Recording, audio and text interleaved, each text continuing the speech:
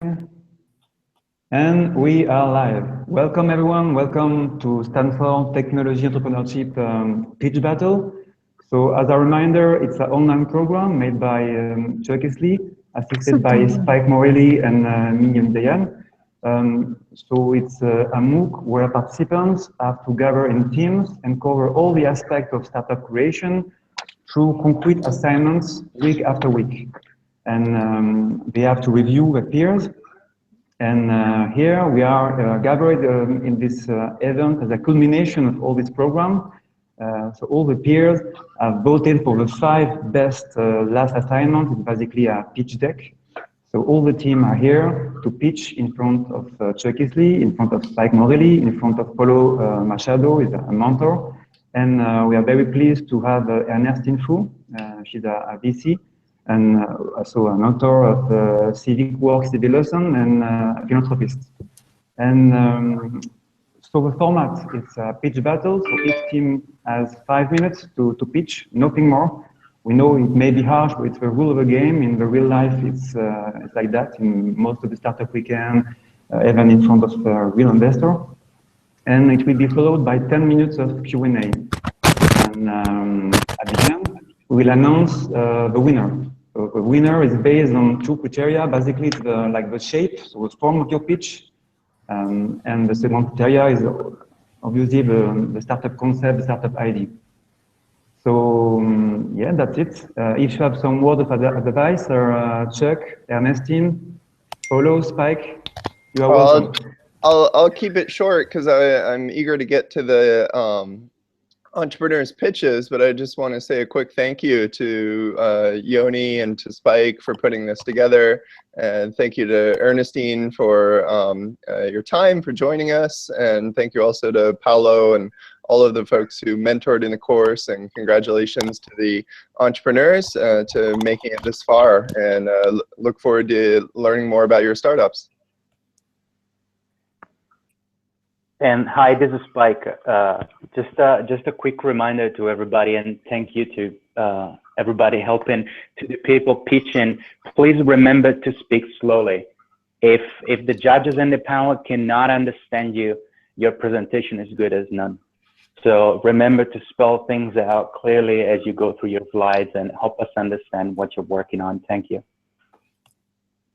And Ernestine, some words of advice for the teams? Thanks for having me, and excited to hear the pitches. Okay, great. Paulo, it's okay? Hi, everybody.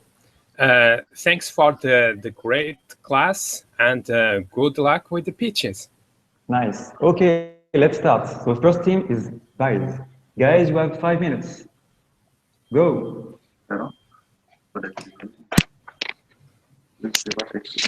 You can start, guys. See on YouTube, you see.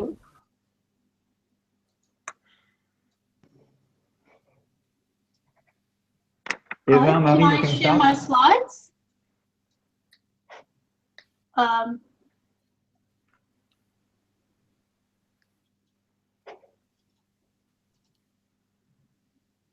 Okay.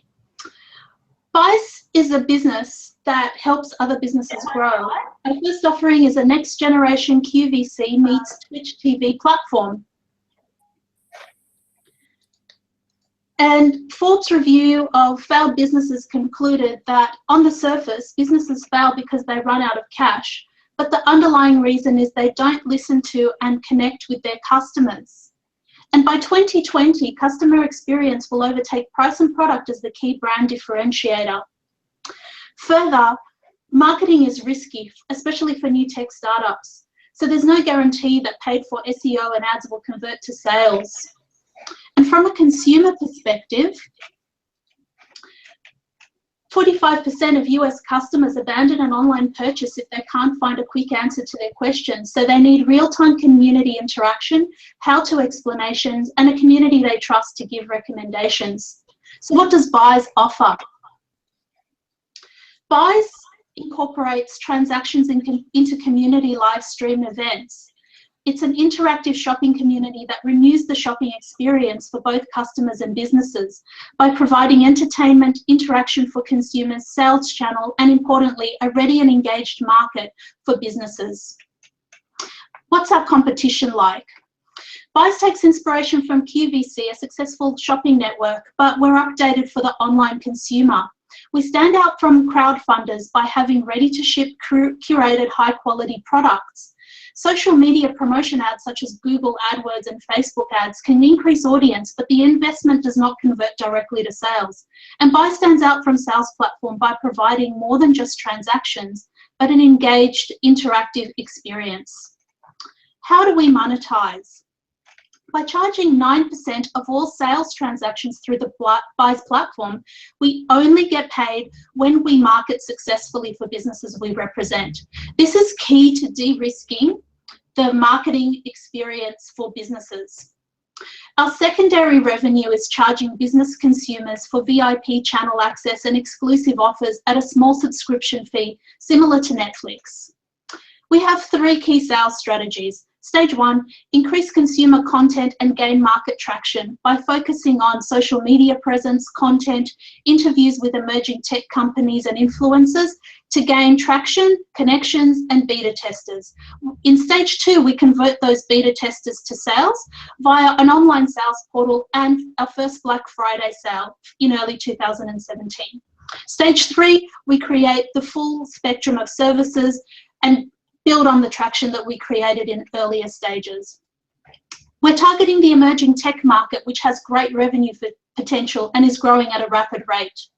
While the global consumer electronics market is $1,074 billion, the US emerging consumer electronic market we plan to target is $10 billion, but it's growing at 100% year on year. Of that, we figure a reasonable conversion rate is 3%. And using sales transaction fees of 9%, we start with a market share of 2.7 million annually in the US alone. So what are our costs? While an early cash boost would be fantastic, we have a detailed bootstrap sales strategy to keep costs minimum using existing skills, equipment, and resources. Marketing and other ad hoc costs will be covered by the core team. We have budgeted of $5,000 to take us to June 2017, and after that, we seek an initial investment of $86,000 to cover branding, marketing, travel to conferences, and to partnership opportunities, and also updated equipment. So we've achieved an MVP, gained social media traction, recruited beta testers, and have a strong sales and marketing strategy. By early Feb 2017, we'll aim to have our first Black Friday limited time sale, and by June 2017 to have the full functionality and 10,000 unique visitors per month. So what are we seeking? We seek board members, long-term advisors, and mentors who are invaluable to us. On top of that, we'd love to have marketing funds to build on online presence via integrated social media channels. Finally, the vision for us to expand. For buyers, we want to be the place where technology businesses go first for growth opportunities and the place where tech lovers go first for community. There are so many opportunities for partnerships and future expansion, and we look forward to talking more about that. Thank you everyone for your time, especially mentors, the professors, and everyone associated with NovoEd and the wonderful buyers team. It's been an amazing journey so far. Thanks everyone. Thanks a lot, Mary, right on time. So we are starting the 10 minutes of Q&A. Let's go, guys. Ernestine, Chuck, Paulo, Spike, let's go.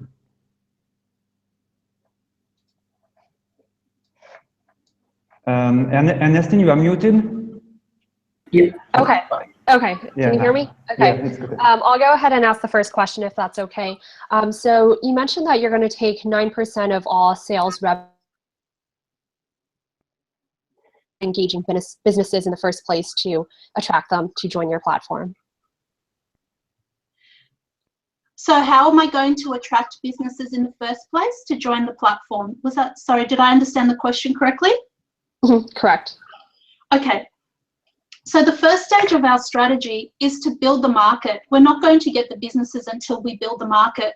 So until the end of the year, we have built, what we've actually done in our MVP is we've created two things. So first, we're interviewing a whole bunch of startups and tech businesses. So we're gaining connections, we're gaining their trust, and we're also gaining content through that, right? At the same time, the platform that we've built actually has an integrated tracker for like a mock sales portal. So what happens is, every company that we interview, we also list their company on our platform as though it were a sales portal. But all we do is we click through to their site, and then we're going to start measuring how many click-throughs we get and show them the traction that's happening. On top of that, it's really important for us to build engaging content. So we've found people to create content for us. We've got a mini web series that's going to summarize like a newsreel for emerging tech. So it's going to be really quick, like 5 to 10 minutes. And we're going to have that starting every week. That's on top of all the interviews that we're doing with companies. Once we get those companies in, we're trying to get those to convert to beta testers, and we've been quite successful so far in getting them to agree to do that because there's no cost to them, right? So they've got nothing to lose. Once we have that, our functionality increased, we're aiming to complete beta testing by the end of this year as well. And then by early next year, we're going to have a first Black Friday sale where we'll really test the market with promotions and stuff, and we'll increase the engagement. So stage one is to really build the market. That's what we're focusing on right now. And then stage two will be converting the companies that we gain relationships with now into beta testers, into sales. Does that answer the question? Yes, definitely. Thanks for answering that. As a follow-up question, I think one interesting thing as I think about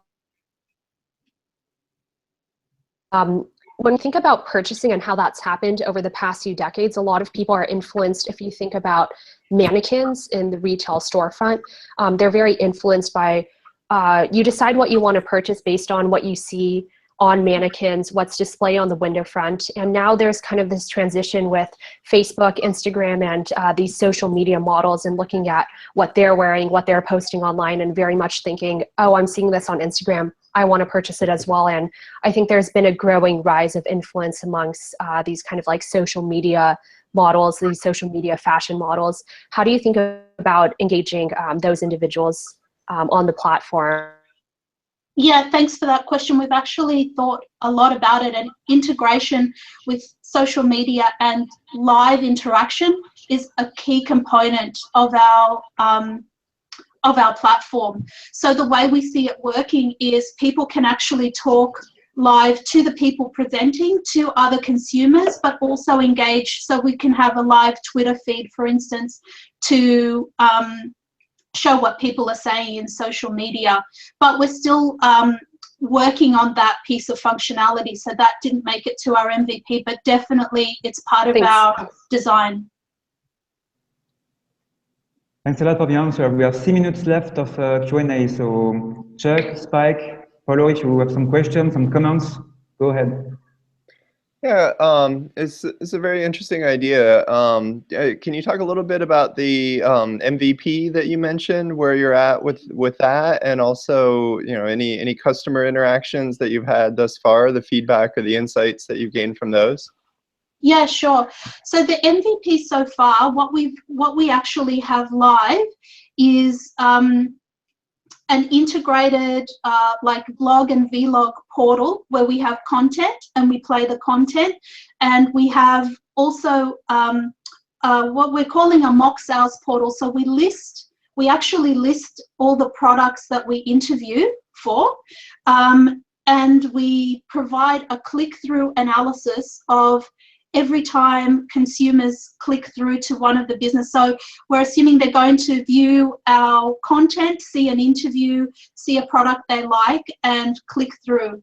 At the same time, excuse me, we're actually building the next version of that right now. So we wanted to go live with something and start getting the analysis. So the purpose of the initial prototype that we've got live right now is to have a stable platform where we can engage in social media growth, so create content, do the interviews, get beta users, and also have this measurement of the click-through. So how many people are actually clicking through to customer website. So it's not actually a sales transaction yet, it's just a click-through.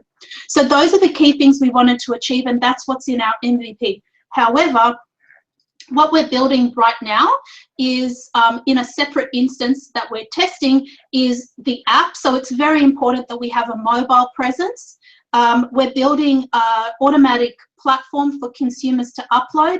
We're doing a closer integration with the media. So we're finding ways to redesign so that the media is front and center, the content plays the key. And also we're building the Black Friday functionality. So that's what we're doing right now. The second question you asked is about the beta testers and customers. So we have been talking to a lot of electronics emerging businesses, some of which have been successful, some of which have failed. All of those, we've actually gotten around 10 interviews. If you have a look at the buys.biz blog, we've got some text interviews and we've got some video interviews that we've done. We try and keep those short.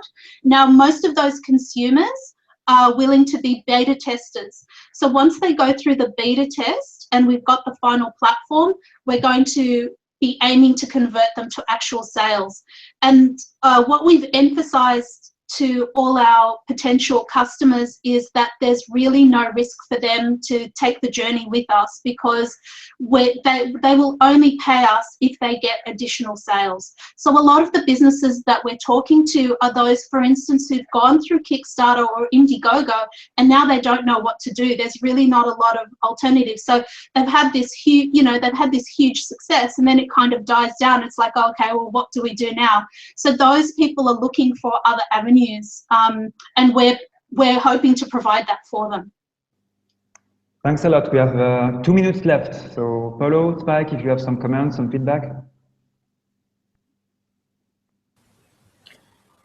Yeah, one question regarding the customers that came. What feedback did they give you? Not the startups, the buyers. The buyers, the consumers? Yes. Okay, so we focused most of because we see our consumers as the businesses, we've done most of the customer analysis on the actual businesses. However, what we're doing as well is following the traction of our blog. So what we're doing is we're tracking the engagement. We're tracking Twitter content, Twitter marketing and Twitter followers and other social media followers. So that's how we're gauging our community. And you can see, I don't know if you can see this slide. Oh no, sorry, I'm clicking the wrong screen. But we do have some growth.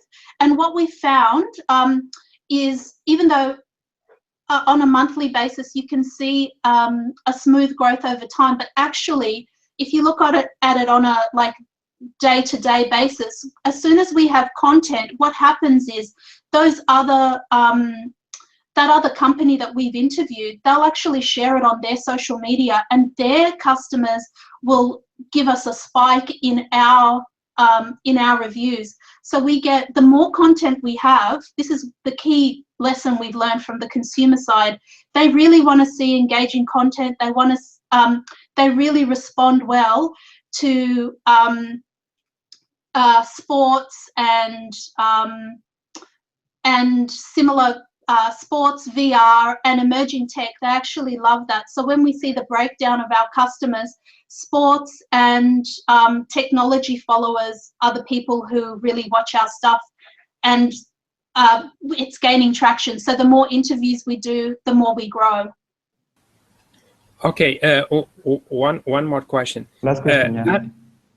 Did you track whether customers come back, or they come once and then drop out?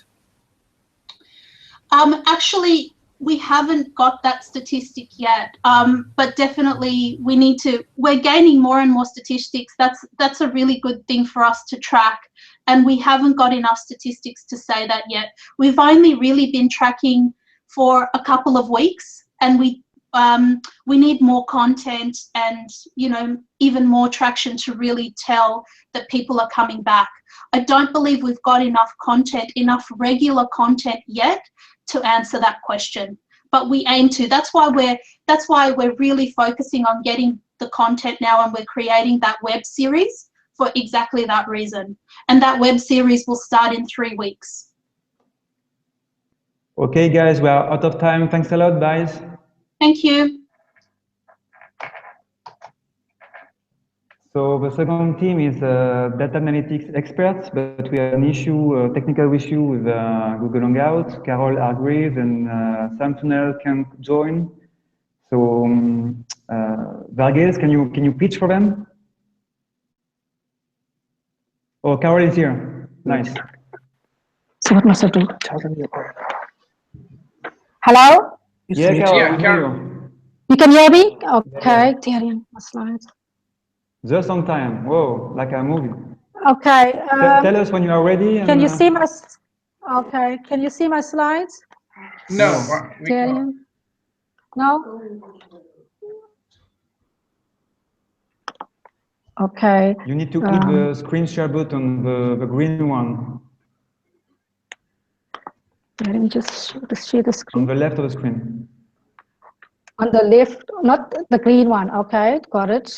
Screen share, and then PowerPoint share. Can you see now? Yeah. Okay. Yeah. Let's go. We have 5 minutes. Okay, 5 minutes. Okay, sure. Go. Good evening, everyone. Data Analytics Experts is a recruitment platform for connecting analytics professionals with organizations requiring analytics skills. There are 3 main pain points that we are looking at. Number 1, most organizations are swimming in more data than they know what to do with. Number 2, 90% of managers can't find the analytics talent they need. And number 3, it takes too long to fill analytics positions using traditional methods. Our solution, how it works is we allow businesses to load the job descriptions onto our platform that can load their experience, education, and skills, and we use quantitative techniques to match the jobs with the candidates. Top 2 candidates are selected for telephone interviews, and if a match is made, the job is filled. We then go and upgrade and update our algorithms. What is our unique value proposition? Organizations have a massive amount of data, so we are helping by helping them to understand the data, providing analytics training that allows them to understand and make sense of the data. We also provide a recruitment platform to help businesses to get the analytics work done. In terms of the market size, big data and business analytics revenue by 2019 will be 187 billion globally. And within Australia and New Zealand, by 2018, the business intelligence analytics market will be 21.4 billion. We are expecting 0.5% of the market, equating to 107 million. In terms of our competitors, we did some market research and found that Data Talent, Australia, and Caliper also provide job matching, but focus more on personality and cultural fit using instruments and survey questions. We, on the other hand, look at using quantitative methods to match the analytic skills, the software, and to allow a good match using quantitative algorithms. We do also allow the applicant to track their jobs as well as to allow for notification of new jobs. Our marketing strategy is meeting up with connectors, people well networked within the industry, to open the doors to get us to have face-to-face meetings with businesses who seek analytics talent. We're also looking at universities that hold career fairs, whereby we can actually have exhibition tables to showcase our recruitment platform. And we're also looking at working with recruitment agents. We have spoken to a few, and they seem quite interested. And of course, we're going to use social media to also attract analytics talent through LinkedIn, Twitter, and Facebook. What is our business model? It's a free app download. We're expecting to get revenue payment of 10% on the analytics base annual salary.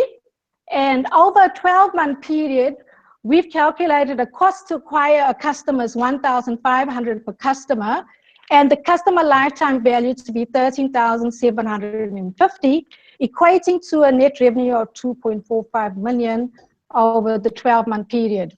Our team is a size of 3. It's myself, Carol Hargreaves, who has 27 years of experience in analytics, a PhD in statistics, and experience within the National University of Singapore, setting up a master's in business analytics and going through with 3 streams of analytics talent. We also have Jacob Varghese, who would be the Chief Marketing Officer, as he has experience in marketing, business, and financial modeling, and has worked at Deloitte and Ernst & Young. And our third member is Sam Funnell, who is a commercial lawyer and is involved in legal setup of analytics startups on a day-to-day basis. Our mentors are Florence Chen and Astrid Kalisa, who have helped us a lot in guiding us on this project. We want to thank them, and we found them to be very experienced mentors with very good guidance. We also, in closing, would like to state that the big data analytics jobs are exponentially increasing, and according to global markets, there's a growth expected of 28.2% compound annual growth rate. And in fact, by 2018, McKinsey Global Study has shown that there will be a shortage of 190,000 data scientists and 1.5 million analytics managers and analysts by 2018. So how do we, noting these facts, how do we actually bring an offering to the world? It's your last sentence, Carol. I'm sorry, last sentence. Okay, basically we provide analytics training that provide experienced instructors who share the experience.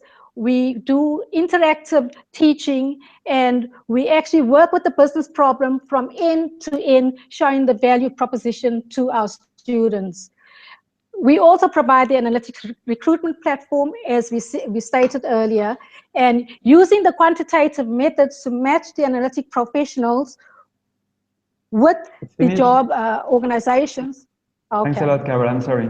It's a rule of the game. Okay, no, that's fine. That's but don't worry, you will have the time to expand on your startup concept with the Q&A, okay? Let's have the Q&A with everyone. Let's go. 10 minutes. Okay, I'll go ahead and get started if that's okay.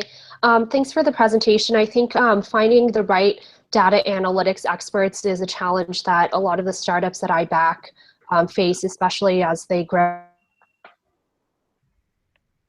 I definitely see the pain point on that. Can you talk a little bit more about your competitors? And I'm thinking specifically startups and companies like Mixpanel or Amplitude who provide similar solutions, or even, for example, sites like Upwork, which provide and connect individuals with part-time professionals. Okay, so our platform, we would be focusing specifically on analytics, and we would be using the algorithms to match the talent with the organization's job description. So we're expecting it to be a fast turnaround in terms of, we know at the moment it takes a long while to fill the analytics positions, 3 months. So we're expecting that with the matching of algorithms, as this last slide shows on my screen, they actually found that when using hiring managers, you actually have a smaller success rate than when you use algorithms to actually match your candidate with the job description.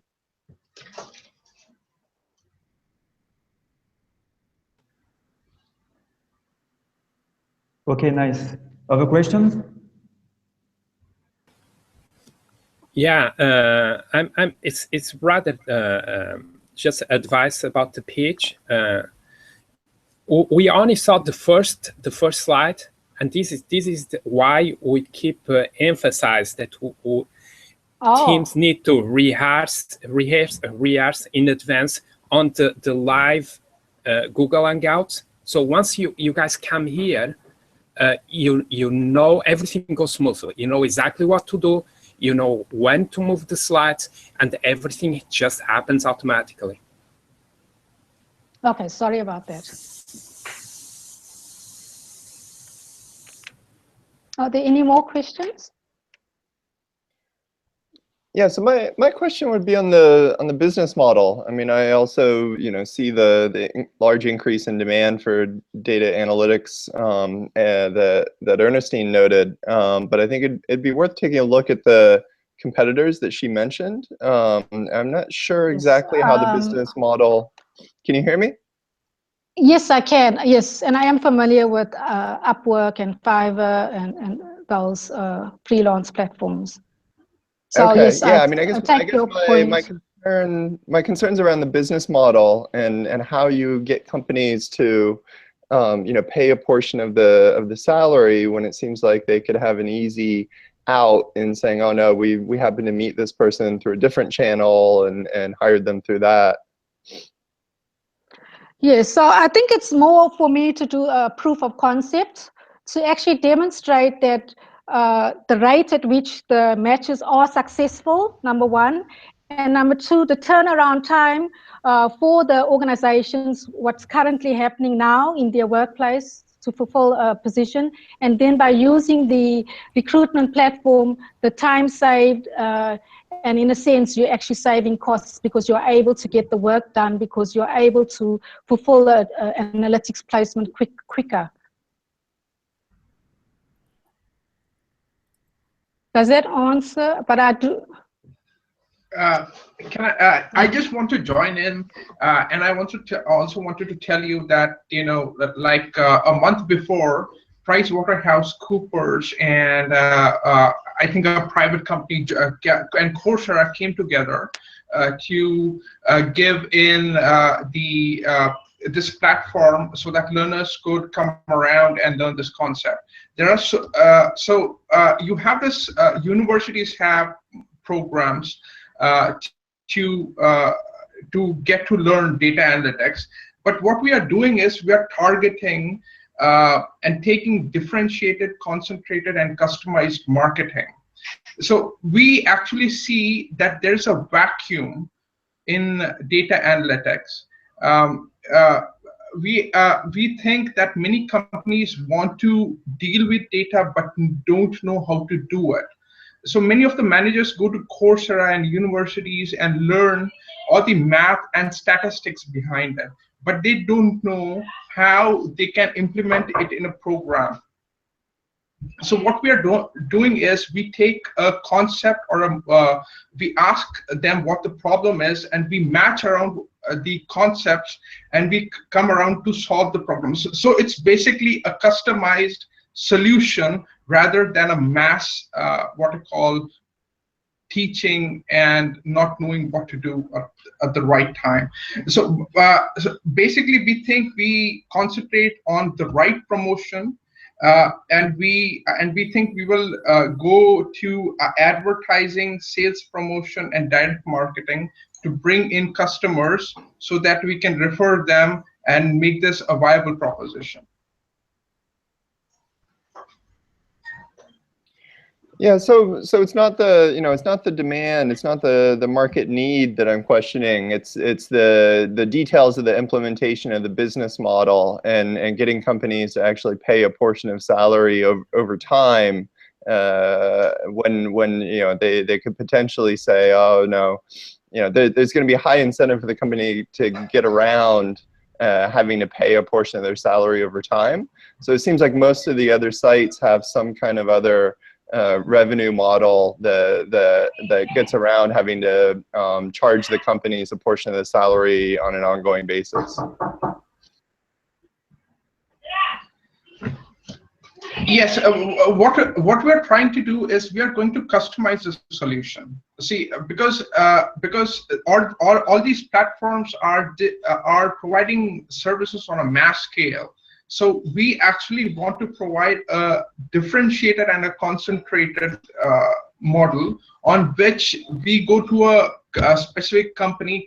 Carol has networks around Singapore, University of Singapore, and I think we can expand this business to India and China as well, because India has this a vast vacuum of data, and people just don't know what to do with all the data. And data analytics is not even considered to be a major field of study in India. So I think the revenue model which can be implemented in India and China is much more vast than in the United States, because Deloitte has, I think Deloitte University came up with data analytics, but and they have this in-house training within its university. But many of the companies, private companies, don't know what to do with it. So I think we can hone on our proposition, and we can do that well in India and in China. May not be in the United States. Like if you take Microsoft, that may not work. But if we take specific companies in China and in India, South Africa, Singapore, this model has to work. And we are not even asking 2% of the overall growth market. If we just get 1%, that is more than fine. That makes it, millions of dollars. So I think so. Okay. That's it. We have a time for one last comment or feedback or question, guys. Paulo, Spike.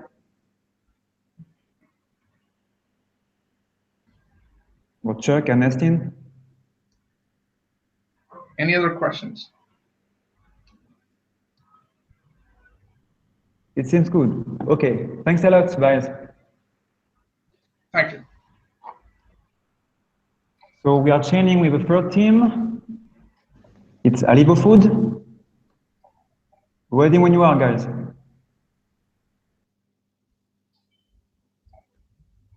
Hello.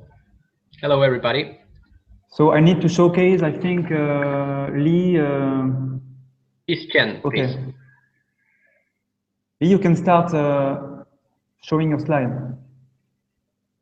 Yeah, it's already shown. It's Giselle. Giselle, okay, nice. 5 minutes, guys, let's go. Great, thank you.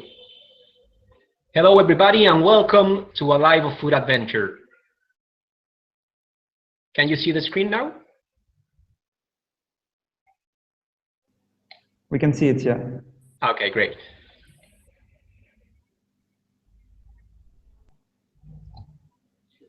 So have you ever seen those tempting homemade food pictures that people posted on social media, and you almost drool over your screen and wish to even have a little bite?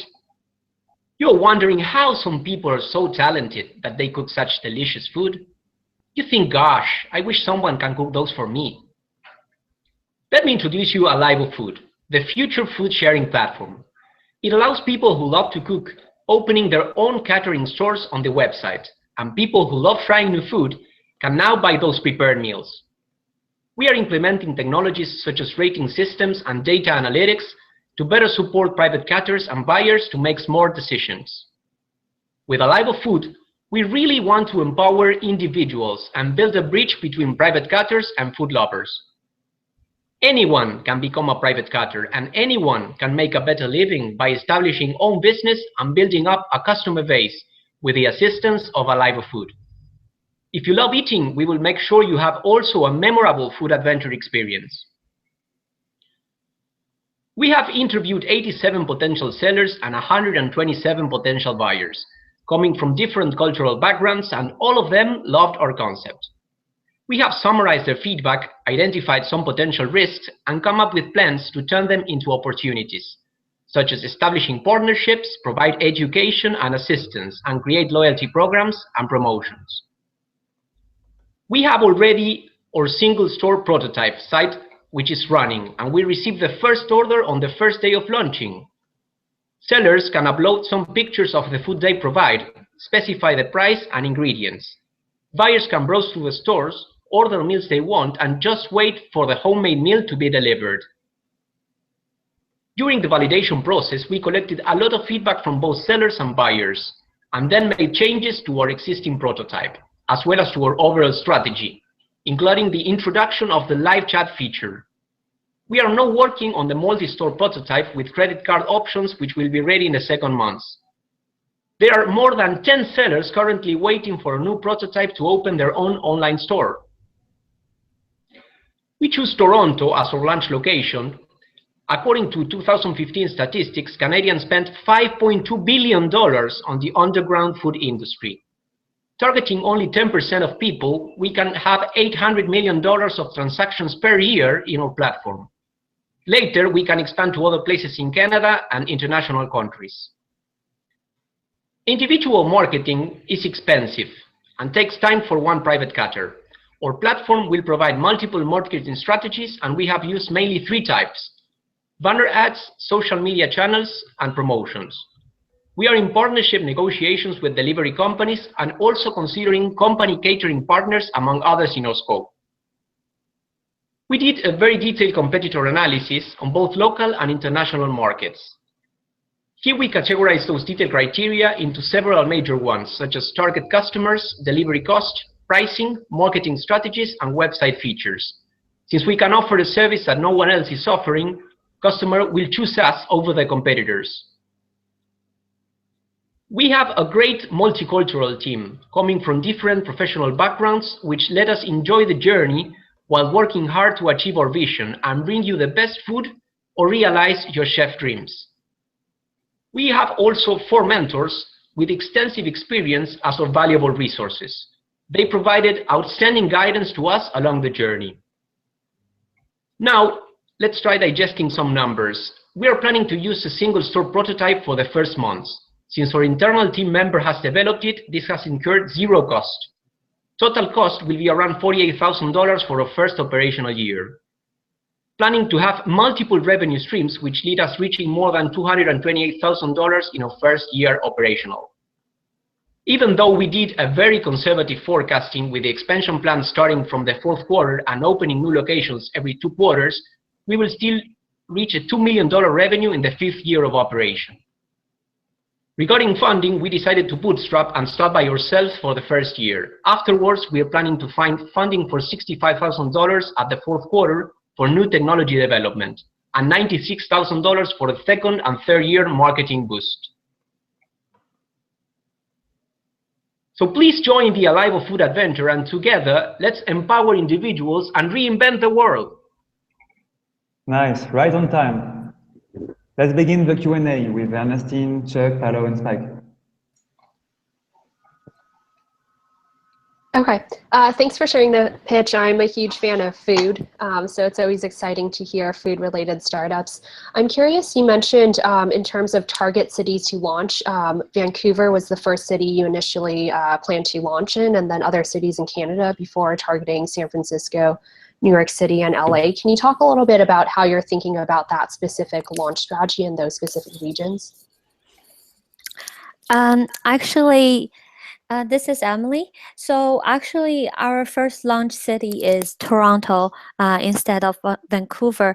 The first reason we chose Toronto is because two founders of the team are located in Toronto, which is me and Giselle.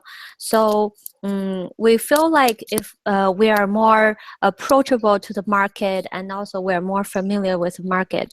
I think because it is a food network, and starting from a personal connection, and also we already know several private caterers on the market, and we know the market right now, which is already existing in Toronto, is there, and they have already connections with consumers and people who love food.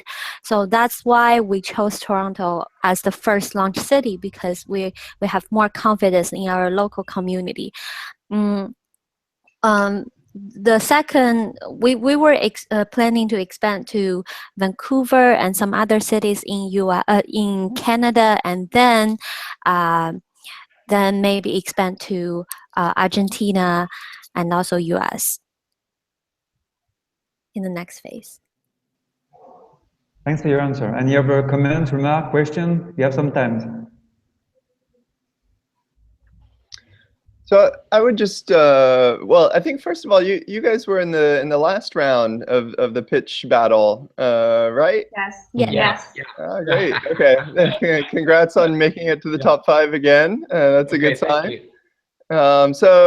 So I wanted to, I think in this type of business, the execution is really key. And so, I would encourage you to think carefully about, and a lot of teams, mention this international expansion, mentioning, Argentina and various other places. And, it's challenging to do something, to enter an international market. So you must have some kind of connection in Argentina to mention that of all places. But that's me. Okay. So, having some kind of connection there is helpful, but I would just say, be careful not to go international too early, because there's a lot of, there's limited bandwidth in a startup, limited resources, and going international really fast introduces a lot of complications. So, make sure that you're really nailing the initial market there in Toronto, and perhaps some less complicated adjacent markets before going international. So that's one quick piece of advice. My question more specifically is, can you talk a bit about, given that you guys pitched in the last round, can you talk a bit about the specific progress that you've made since then? Well, go ahead. So let me start maybe.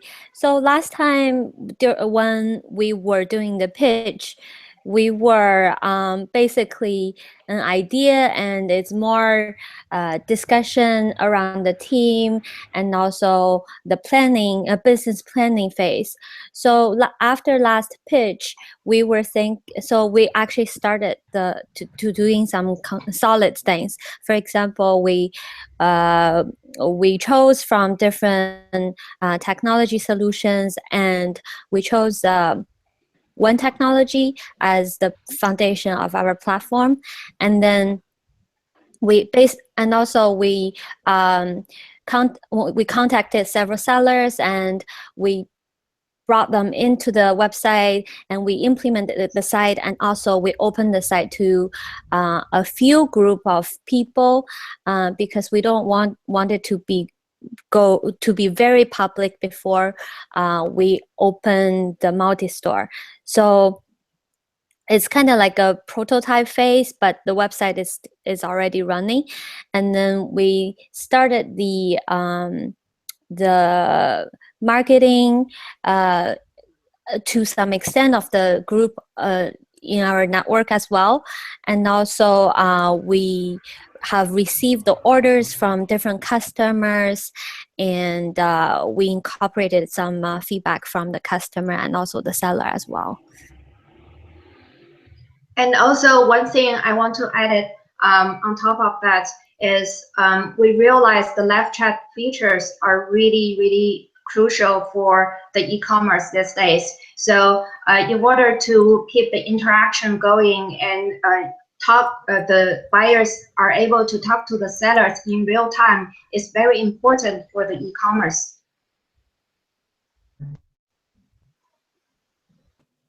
Great, terrific. I'm curious to hear Paulo's comments as a mentor. Interaction going and the buyers are able to talk to the sellers in time is very important for the e-commerce. Yeah. Another thing is we also consulted with the lawyer and also consultant to get an understanding of the roadmap of the company registration and the tax claim process, because we are all located internationally. So the cooperation between team members and also like running a business in Canada instead of running a business, for example, in some other countries is kind of different process for everybody in the team. So we got that understanding as well. We have some time left for a few questions, 4 minutes. Paulo, Spike, if you have some remarks, Ernestine. I'm curious to hear from Paulo. Yeah, this was kind of a very different team. It happens every time a team starts speeding up and launching a startup after the first the TE1. Then during TE2 they start doing all kinds of things that don't follow the class. They need to launch the startup. They need to have the software running, take care of customers. It starts, the questions don't come about what we do on the assignment, but we have more deeper questions about the business, or should we start launching right now on Argentina? Should we wait? How do we start? How do we start this? And eventually everything comes up together and starts running. But it's pretty different from the teams that are just trying to do the assignments in TE2. I really get scared seeing all these teams that speed up on TE2, because I really get scared that they are not going to complete TE2, although they are going to get the business. Yeah. Well, thank you. It's pretty amazing. Thank you guys did pretty well. Okay, thank you, Paulo. Thank you Yeah. very much for your support. And we also have some sales, so that's interesting to point out. Yeah.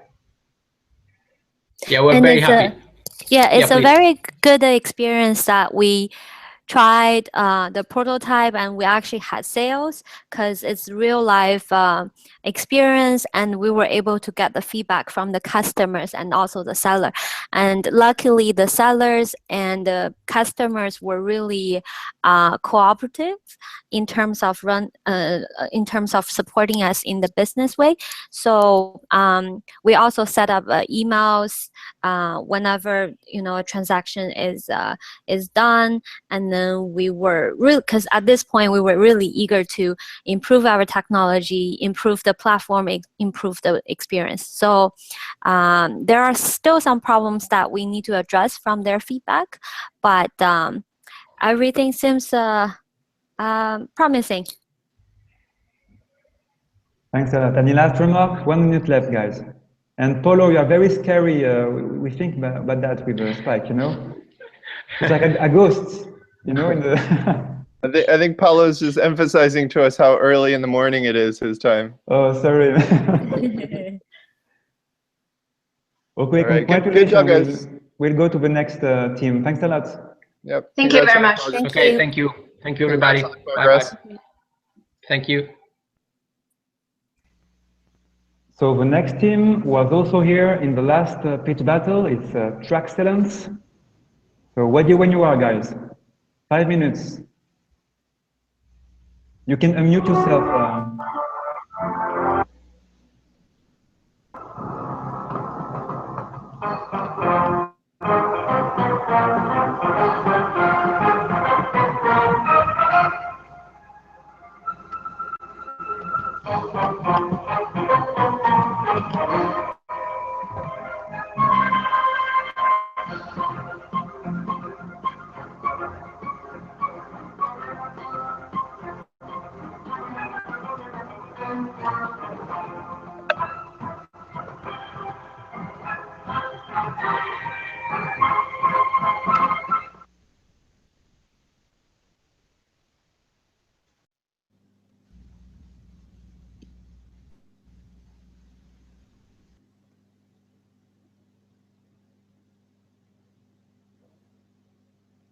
We don't have any sound, guys.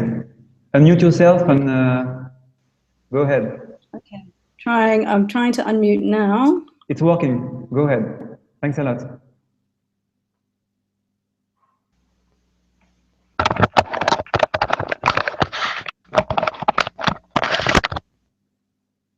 Fiona? Yeah, it's for some reason it's not. It's coming on and off with the unmute. Can you hear me now? Yeah, it's okay. Go on. Thanks a lot. Okay, good morning.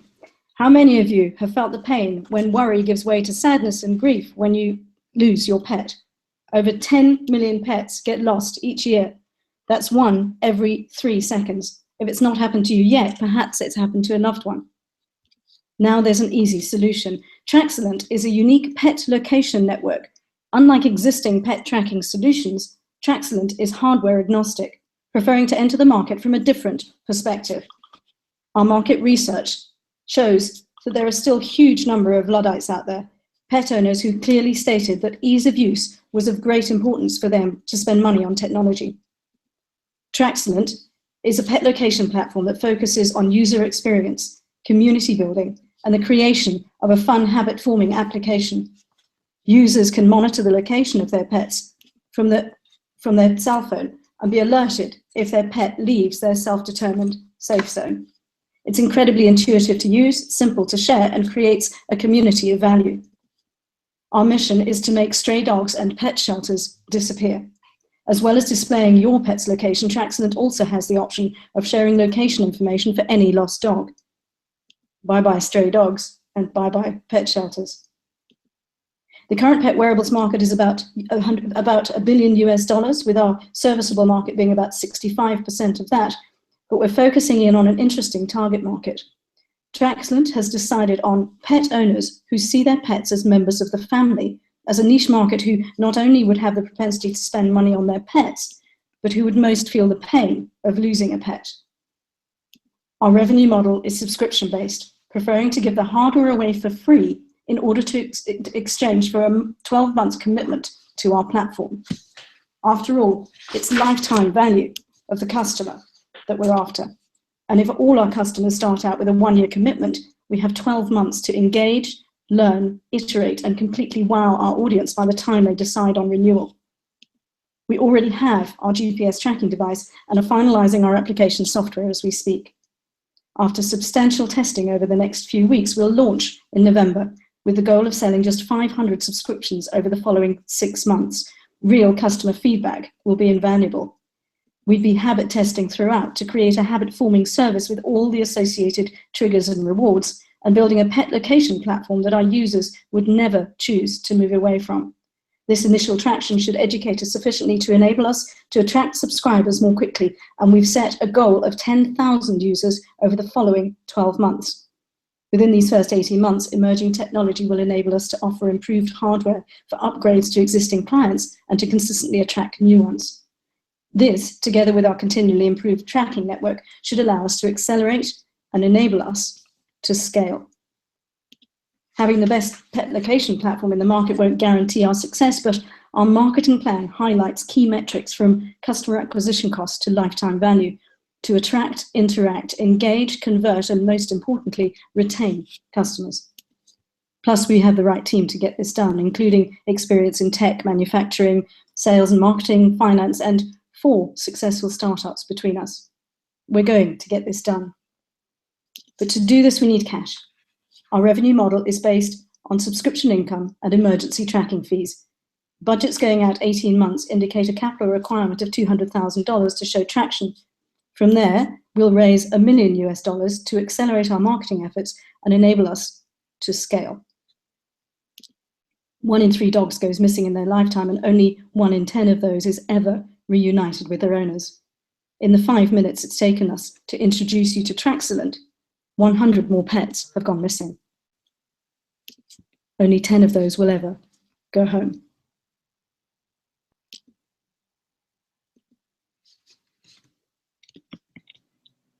Thanks a lot, Fiona. And we are opening the Q&A. So we love food. I think we love pets too. If you have some questions, Chuck, Ernestine, Paulo, Spike.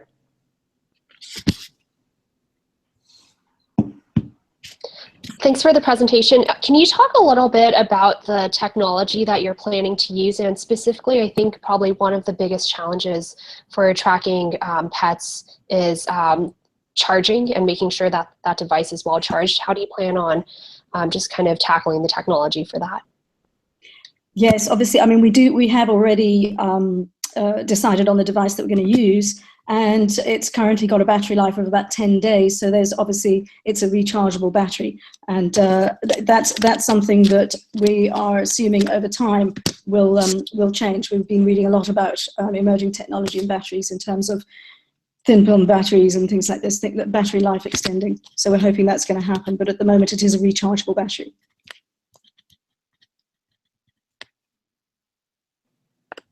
Hello? Yeah, we are hearing you. Other remarks, other comments, feedback?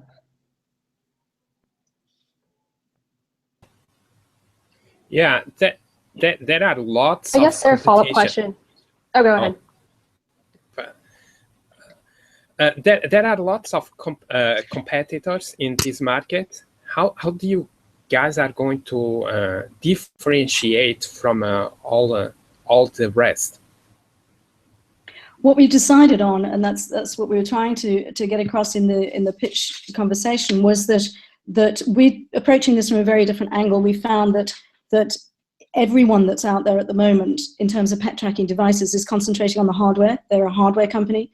We've come in from the angle of software and user experience, and we're coming in being, as I say, technology agnostic. We will provide the best piece of hardware that we can to get you the most accurate tracking. What we feel is important is the building of the community and the fun and stickiness and habitual forming app that we're creating. So it's really approaching it from a different angle, and that's the differentiating factor. We're doing it from the customer's perspective in terms of building a community.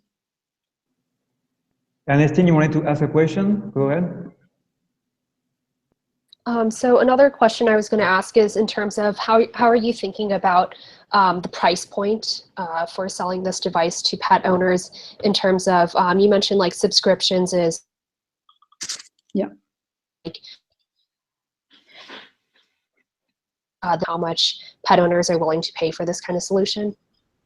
We've done quite a bit of market research on that, and that's where we're pitching the different price points. One thing we found that all existing trackers out there, it's impossible to get a free trial. You can't go in and see how it works and play around with it and use it until you've actually bought their tracking device. Whereas we've got, we've got just a look-see section that people can go in and it's free and they can set up as though they're a member. As and when they subscribe, they then get a free device from us. So we're not selling the hardware, we're giving that away.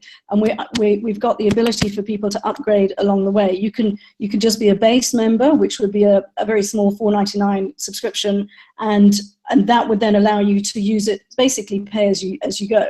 So as you lose a dog, you don't need to know where they are all the time, but if it gets lost, you want the ability to be able to track it, and then you'd pay an emergency fee. Then it goes up to a standard and then up to a premium.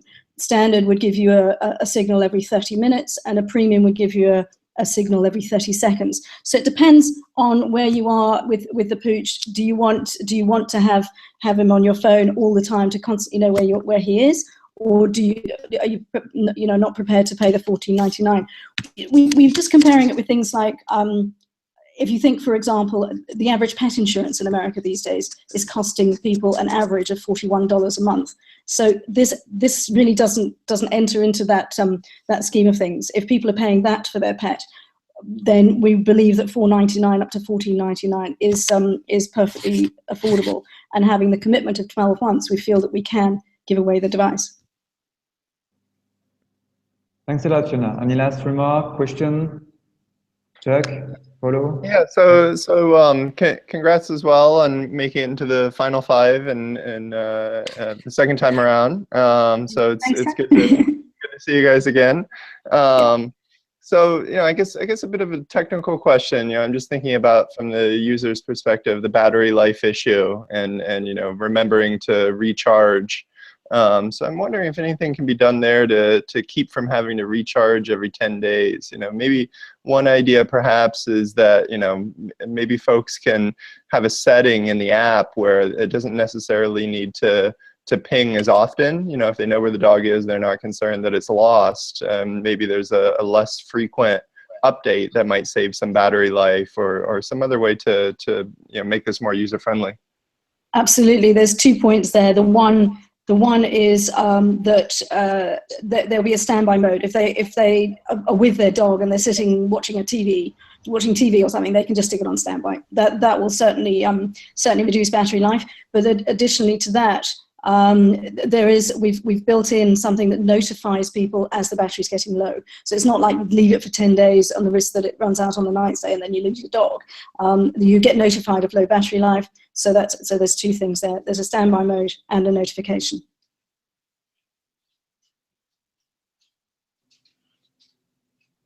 Anything else, anyone? To continue on Chuck's last question, I mean, what are your progress since the last time you pitched in front of us? gosh, we've done an awful lot in terms of, we've put together the full marketing plan. We've identified and sourced and committed now to the hardware device that we're going to use. We've got, we've done logos, we've got branding, we've done the website. We've been quite active because we've given ourselves a deadline very early on. We gave ourselves a deadline of launching for Black Friday. So that's we sort of looked at that and worked backwards. What do we need to do?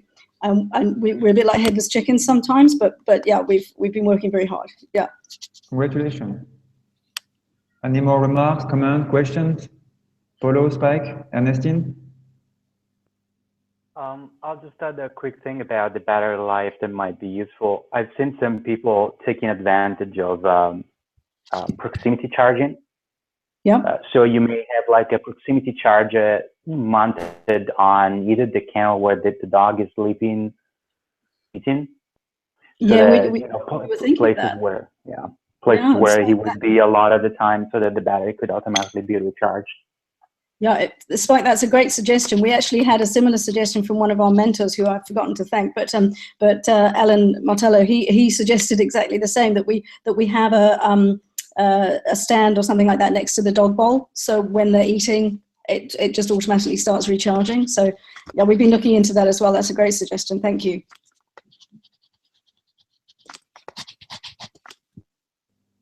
We have time for one last question, one last remark. Go ahead, guys.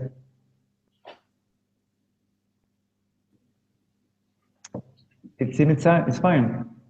Thanks a lot, Yona. Nothing else. Okay, great. Yeah. Thanks very much, guys, and just thanks to the team and the mentors and everybody who put this together. Thanks, guys. Great. Congrats on the progress. Congrats. Thank you. Thanks, Chet. And last but not least, it's Evars, YourBeauty. You can unmute yourself and start. Hello, you see me, yeah? Yeah. Yeah, nice to meet you. It's Ivers.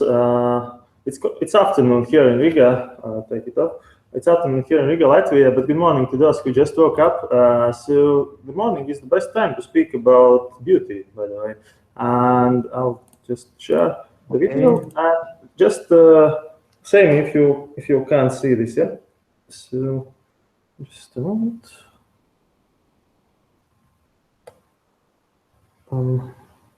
Yep. Okay. Rehearsing is 5 minutes. Go ahead. You see it, yeah? Yeah. Video. Okay.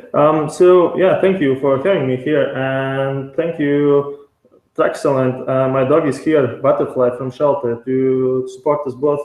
And I just I put already Ernestine's book on my wish list on Amazon for next purchase. So okay, now back to Riga. See, these people have something in common, and it's beauty. Latvia numerously has been named as #1 country for the beautiful women, and there are 30,000 beauty service providers in Latvia for 2 million people living here and 6 million visiting the country annually. How do these beautiful people manage to find the right beauty service provider for them? And we try to understand that, and we reached a number of people, actually hundreds of people in 3 countries, to understand how do they pick. And we spoke with service providers, we spoke with clients, and here's what we got: that clients don't go to salon; they pick the master or the service provider. That's what counts. And we created Facebook groups for different cities here, and we looked like how people advise service providers, how do they share references, and that was interesting because yeah, there were thousands of people joining. They were sharing their experience, references, advices, and so on. But there were so many spams as well, and that's what kills most of existing apps at the moment, because there are usually like 1 to 5 star basic rankings, and you can then read comments to understand like which is better for you and so on. And yeah, we are quite different people. For example, I need some short or middle haircut made in 30 minutes near to my home. I want to pay like average price for that. I would love to have free coffee when having this. People, for example, in some parts of Asia are just thinking of how to not get disease when going to beauty service providers. And then, voila, we had like the idea of YourBeauty, which is a web platform and app which will serve you in an intuitive and smart way, helping to pick the right beauty service provider for you in a fast and simple way, and reserve and manage the reservation that you want to pay as well. All it asks is to take a short and adapted survey after you are served. And that's what helps us to make these rankings so special and personal. YourBeauty charges service provider after each successful booking, or master can pick one of subscription plans as well. Yeah, and let's go to the figures. So the first market is Baltics. This is Latvia, Lithuania, and Estonia. If you think these numbers are quite small, then let's take some statistics. So it's total 6 million people living here. There are around 40,000 providers, service providers, and the countries are visited by 20 million people annually. And this is the best place to check any solution, because we are open for anything new. We have, like all of us, have smartphones, internet is super fast. And yeah, taking Latvian beauty, Estonia's e-revolution, we get the capital of e-beauty. Afterwards, after the Baltics, we are going to launch in Scandinavia, in Nordic Europe, in year 3. And starting year 4, the revenues should cover the expansion in new markets. If we don't get funded from outside, then just do it quickly. And the aim is to create global, scalable company with an annual turnover of $2.6 million. So what we've done so far during the course, with teammates, we checked the idea, we checked the solution, the functionality, we created some design sketches. We checked this with clients, with service providers, we did estimates. Just now, course mate from Russia, Alexander, expressed his willingness to join as CTO with his development team. We have a great designer. There is Nerijus, our mentor, who just decided that he wants to join us as Salesforce. Hello from him. And yeah, I with my master's degree in business administration and innovation, with experience in online media, marketing, sales, and showbiz, will be leading this project. And we plan to launch next February. So yeah, and feel free to follow us already on social media. There is not much of content yet, but anyway, yeah, and thank you. Thanks a lot, Evas. Right on time. Yeah, thank you again, and I'll be really happy if you have something to join with me, like any comments or anything. Thank you. Between you and Nerijus, we all want to go to visit Latvia, you know? Sorry, once more? Between you and Nerijus, we want to visit Latvia, your country, you know? Yeah. Any question, any remarks from Ernestine, Paulo, Spike? I think the challenge of finding the right recommendations for beauty services or just general services is very difficult. If I think about how people initially searched for that, it was through like yellow page books, word of mouth, recommendations, and then now, like more recently, whenever you want to go to a beauty salon or get a recommendation, at least in the United States, for example, services like Yelp are very popular. Yeah. But at the end of the day, like it's really like a small group of people who actually control and influence those recommendations. And I find that oftentimes like the best type of recommendations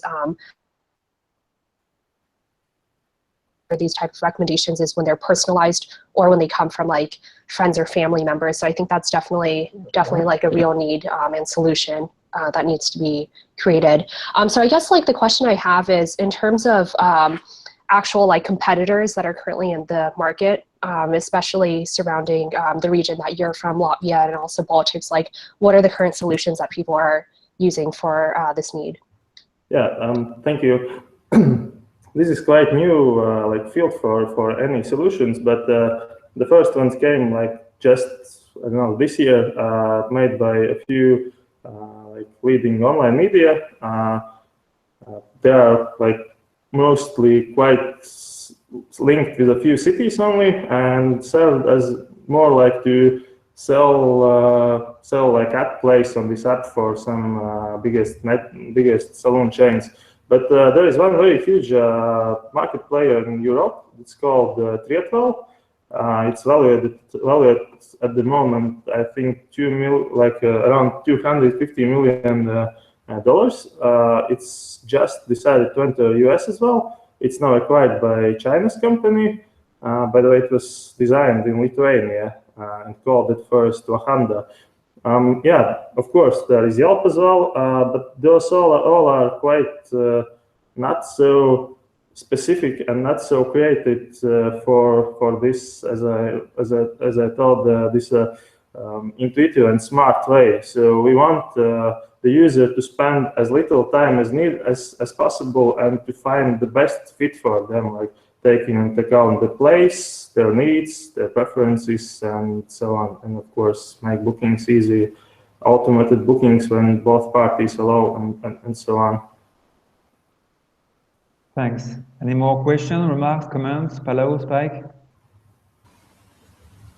Yeah.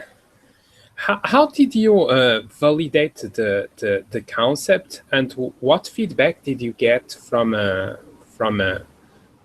customers? Yeah. So thank you. The first the idea was mine. It came like a week before I joined the course. So it was quite interesting how it joined together. But yeah, the first person whom I spoke about this idea was my hairdresser, and he encouraged me. He told there are like two problems which YourBeauty solves. One is like many clients calling them during his work time, just not allowing him to work because he works like individually, so they call him. So there will be reservations through the app. And another is like new masters, new professionals, or I don't know, young mom or teacher who wants to change the profile, so they'll get the opportunity to get to the clients and to get first rankings. But about how we checked, of course, also we did survey. My teammate Melody is very good with surveys. She prepared surveys for both customers and service providers. We spread it through Facebook, through other sources. We emailed, we asked our friends, people we know. It was made in 5 countries, I guess. We spoke, we interviewed a few like a few people just from different places, different ages, and so on, to get deeper insight. We told them what's the functionality, what are our main functionalities, and they just told, okay, this won't work, this will work. Oh, you need this one as well, and yeah, think about that. So yeah, we were quite changing it during TE1, by the way, and yeah, it was a good experience. Yeah, and we asked, of course, who's ready to pay for that, and we got that service providers are the only who pay for it. Any more question, remark, feedback? Another question I have is, where do you see this company and kind of the product going? Imagine like 5-10 years from now, you're a $1 billion company. What do you see as kind of where that company is? So the internet connection interrupted in one moment, but I think I got the question. So in my slides there was, I guess, year 5 is the last one with this 2.6 million turnover, which is quite grounded if we are going okay, and if they are not very like strong and active and fast competitors, but we have targeted to a few markets. It's like, of course, the beginning is Baltics, then it's Scandinavia, then there are a few other European countries, then there are a few Asia's countries, and then we want to try South America, and we haven't thought like further. So we don't want to create something to sell off. We want to buy triathlon. Evans, I have a little question for you. It's the famous why. Why you are doing this? What is the initial spark behind this, you know? Yeah, why you are doing, just leave it. Yeah. Why I'm doing this, I love the ideas. I'm involved with many idea execution in my work for 9 years already, now for 10 years, and that was I just thought that's interesting idea. I saw that it can be executed, but the main driving force was the course, the teammates. Assignments, we just moved from one step to another, just doing this, doing that, and I just thought, okay, we got to the end, now we have to win. We won this first place at voting, and then new course mates started to reach me, just saying, oh, that's a great idea, let's do it. For example, Alexander, who just a few days ago, he reached me saying that he wants to become a CTO, he's developer himself as well. So it's kind of organically developing. Okay. Any last remark, comments? Spike, Paulo, Ernestine? It seems good. Thanks a lot, Evans. Thank you. Thank you all. Have a good day. Yeah, you too. So it was the last team. Thanks for everyone. We will announce the winner later on our hashtag. So it's Stanford TE145. And we really encourage you to take the, I'll just screen share my screen.